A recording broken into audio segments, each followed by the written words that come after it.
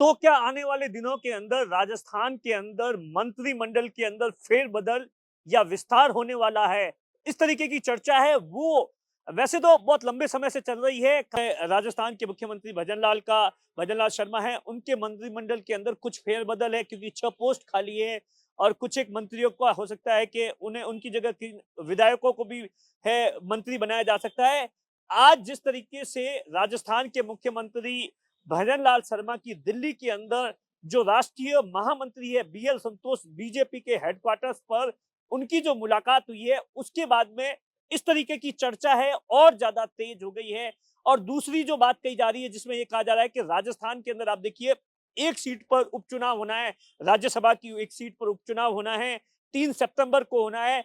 तो उस पे उपचुनाव के अंदर कौन प्रत्याशी होगा, तमाम जातिगत समीकरण, लोकसभा चुनाव के जो राजस्थान के अंदर नतीजे आए हैं, इन तमाम चीजों को लेकर कहा जा रहा है कि चर्चा है, राजस्थान के मुख्यमंत्री है वो दिल्ली के अंदर कर रहे हैं। और इससे भी बड़ी बात है, एक और बात जिसके बारे में बताया जा रहा है कि राजस्थान के अंदर अब 5 की जगह 6 सीटों पर उपचुनाव होने हैं और बीजेपी के लिए ये 6 सीटें उपचुनाव बहुत महत्वपूर्ण हैं। बीजेपी है हर एक सीट के लिए बीजेपी ने बाकायदा अलग से रणनीति बनाई है।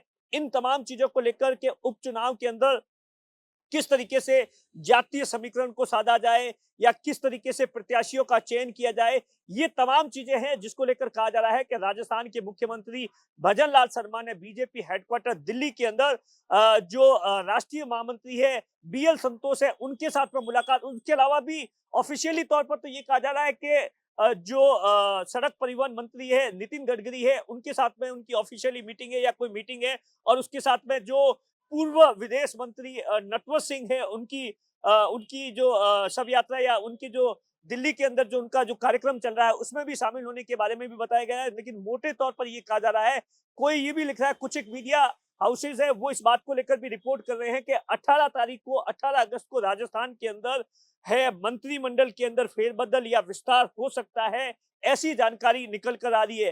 क्योंकि आप देखिए लगातार इस तरीके से कयास लगाए जा रहे थे, पहले कहा जा रहा था क्योंकि आप देखिए राजस्थान के अंदर बीजेपी है लगातार बड़े बड़े बदलाव कर रही है।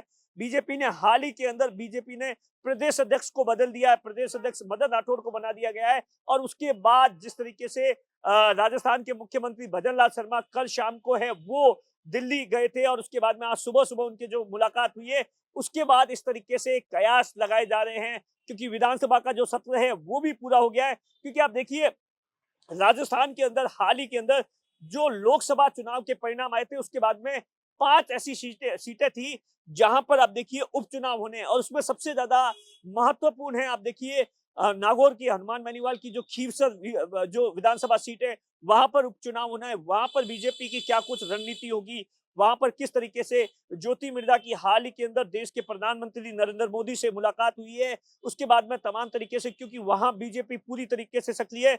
बीजेपी कहीं ना कहीं चाहती है कि इस बार हनुमान बेनीवाल को है इस सीट पर रोका जाए क्योंकि लगातार यहाँ हनुमान बेनीवाल जीत रहे हैं। ऐसी तमाम सीटें हैं। उसके अलावा भी आप देखिए सवाई माधोपुर हो, दौसा हो, इन तमाम सीटों पर है उपचुनाव होने। और बीजेपी कहीं ना कहीं ये चाहती है कि 6 में से कम 2 या 3 सीटें जीती जाए ताकि जो संदेश लोकसभा चुनाव के अंदर राजस्थान के अंदर परिणाम के अंदर गया है जहां पर बीजेपी है 25 में से 11 सीटें हार गई है। क्योंकि 2014 में आप देखिए 25 की 25 सीटें जीत गई थी और 19 के अंदर भी 25 की 25 जीती थी। लेकिन इस बार कहीं ना कहीं बीजेपी के लिए गहरा झटका है। और उपचुनाव को लेकर तो कहा जा रहा है कि बीजेपी है पूरी तरीके से तमाम, चाहे संगठन के अंदर भी कहा जा रहा है कि जो फेरबदल होना है उसमें तमाम तरीके से जो जातिगत समीकरण है उसे साधा जाएगा जिस ताकि उसका बेनिफिट है वो।